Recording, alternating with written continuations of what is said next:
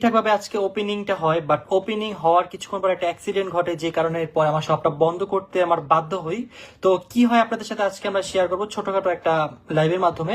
যেহেতু অনেক মানুষই আজকে আসছিলেন, বাট আমাদের সব থেকে কোনো কিছু কেনাকাটা করতে পারেনি, তো অনেক আপসেট হয়ে গেছিলেন, কারণ আজকের এই দিনের জন্য গাইজ অনেক অনেক অনেক দিন ধরে ওয়েট করতেছিল।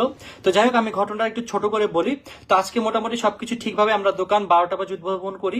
করার পর আমাদের দোকান ঠিকভাবে চলতেছিল, ফ্যান্স আসতেছিল, তারা তাদের মন মতো শপিং করছিল, আমাদের সাথে দেখা হচ্ছিল। তো আমাদেরও দেখে খুব ভালো লাগতেছিল যে না, আমাদের সব ফ্যান আমাদের শপে আসতেছে।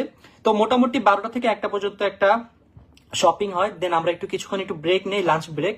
তো লাঞ্চ ব্রেকের শেষে আমরা শপটা আবার ওপেন করি। তো আবার ওপেন করার পর মোটামুটি অনেক মানুষ চলে আসে, অলমোস্ট 200-300 মানুষের মতো চলে আসে ইনস্ট্যান্ট। আরো বেশি হবে। আচ্ছা যাই হোক, আমি আনুমানিক বললাম, হয়তো বা 300, 400 বা 500 মানুষ চলে আসে ইনস্ট্যান্ট। তো তারা তাদের মতো সুন্দর মতো শপিং করতেছিল। তো যেহেতু অনেক মানুষ চলে আসছিল, সবার সাথে আমি মানে এক এক করে ছবি তুলতে পারতেছিলাম না। আমি যদি